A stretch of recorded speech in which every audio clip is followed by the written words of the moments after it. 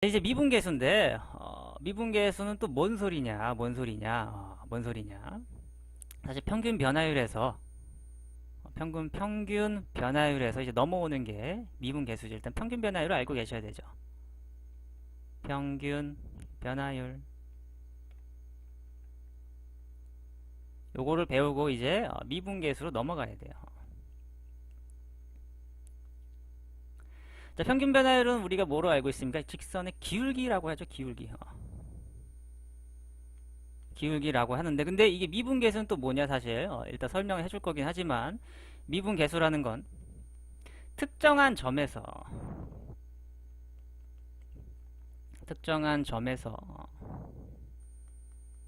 순간 기울기입니다. 순간 변화율 혹은 변화율도 되고요.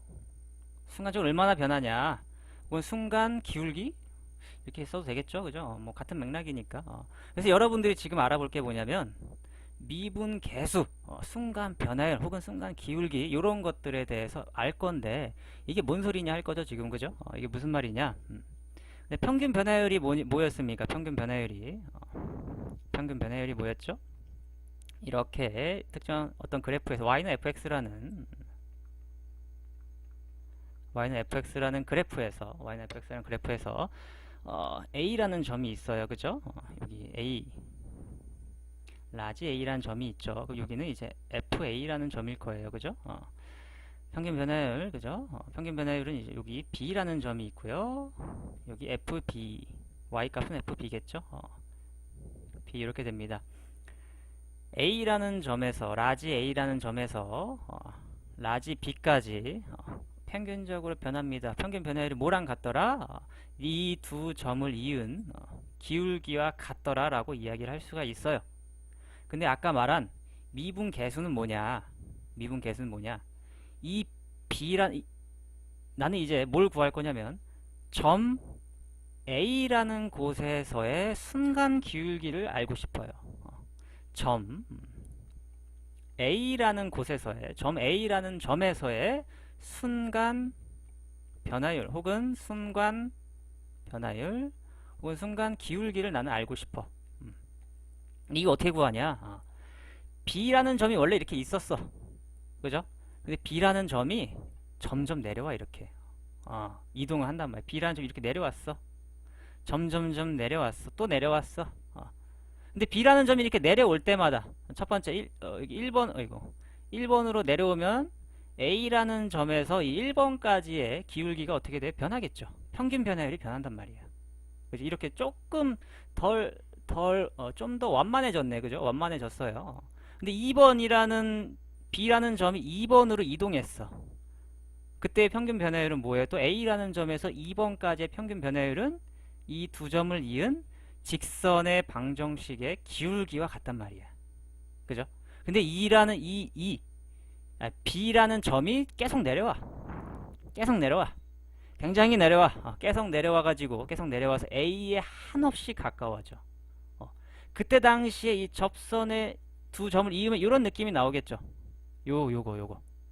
이게 바로 점 A에서의 순간 변화율이라고 하는 거야. 원래는 A라는 점에서 B라는 점까지 이렇게 이어져 있었겠죠. 그죠? 이렇게 이어져 있었는데 B라는 점이 A라는 점에 한없이 가까워진단 말이야. 굉장히 가까워져.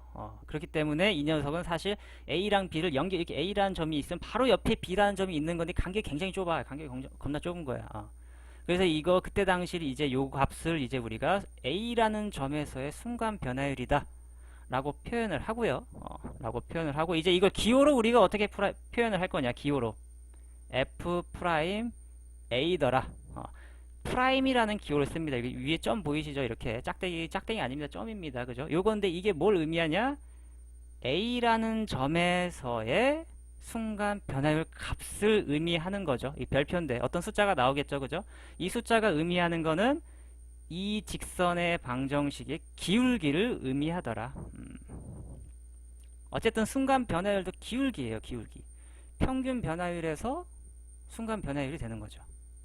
근데 이걸 이제 또 우리가 수학적으로 어떻게 표현할 거냐 이거죠. 수학적으로 어떻게 표현을 할 거냐. 지금 애봉이 이해되나? 뭔 말하는지, 순간 변화율이 뭔지 이해됩니까? 다시 한번 이야기하자면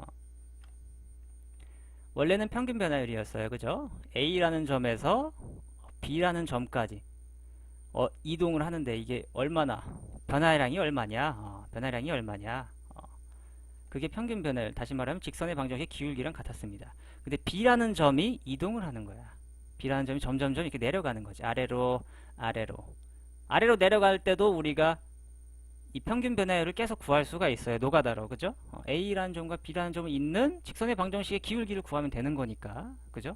근데 B라는 점이 굉장히 계속 내려가 A라는 점에 한없이 가까워진단 말이야. A라는 점에. 그렇지. B가 천천히 내려오면서 평균 변화율에서 순간 변화율. 그죠? 애봉이가 정확하게 이해하고 있어요. B라는 점이 굉장히 내려왔을 때 A와 B의 간격이 거의 없다. 0이 한없이 0에 가깝더라. 간격이. 그죠? 굉장히 붙어가지고 결국 0이 되는데 그때 당시에 그 기울기 값. 접선의 방정식의 기울기 값. 그 녀석이 바로 순간 변화율이라고 하고 기호로는 요거다. F'A다 라고 쓰더라. 그죠? 흥춘이었네. 흥춘이 안녕. 자, 그래서 근데 이걸 어떻게 표현할 거냐? 어떻게 표현할 거냐가 문제죠. 자, 봅시다. 다 할 수 있어. 내가 볼 때 애봉이 충분히 해. 자, 봐요. A라는 점, 여기 A죠, 그죠? 여기 FA라는 점입니다. 여기는 그죠? 아이고 뭐야 이거. FA고요. B라는 점, 아이고 미쳤어? 이상하게 썼어, 그죠? 점이 아니죠, 요거는. 이렇게 올라가면서 이렇게 되고 여기가 B라는 점이고요.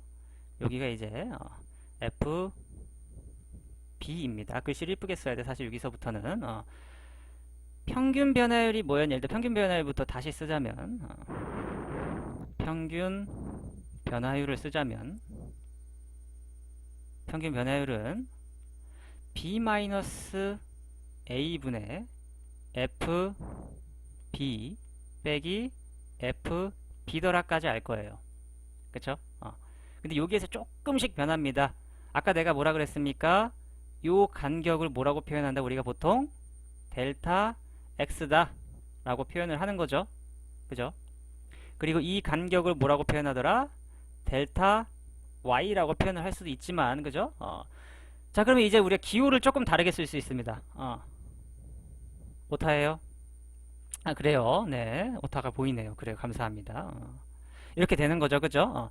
델타 X입니다. 그죠? 뭔 소리예요? 그래서 일단 우리가 뭘 할 수 있냐? 이 B라는 점을 다르게 표현할 수 있어요. 이 B라는 점을 어떻게 표현할 수 있을까? A만큼 가고 더하기 델타 X만큼 더 간 게 B라는 점의 좌표죠. 그죠?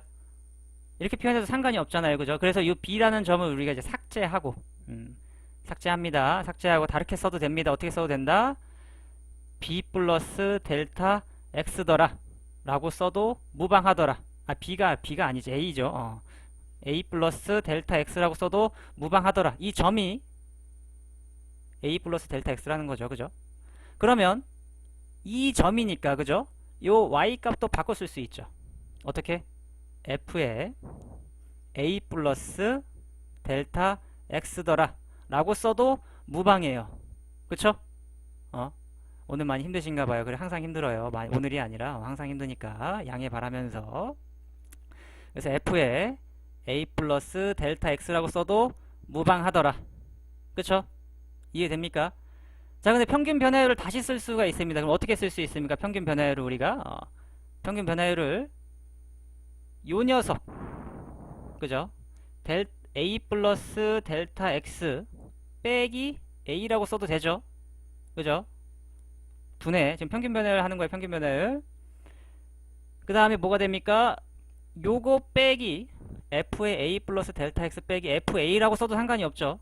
F의 A 플러스 델타 X 빼기 FA라고 써도 무방한 거죠.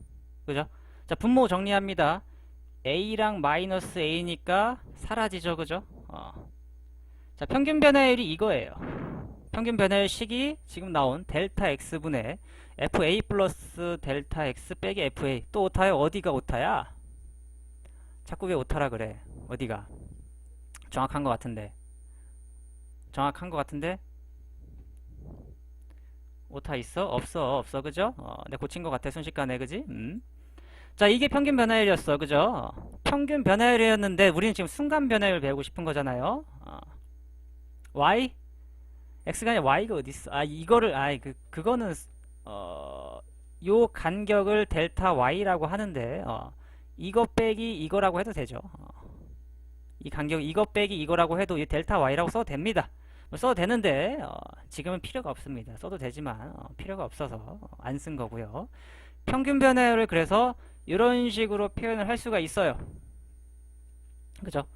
근데 아까 내가 뭐라 그랬어요? B가 점점점 어떻게 된다? 점점점 A라는 점에 한없이 가까워지더라. 그게 무슨 말이냐? 그게 무슨 말이냐? 델타 X라는 간격이 원래 이 정도의 길이였는데 델타 X가 원래 이렇게 길이가 있었죠?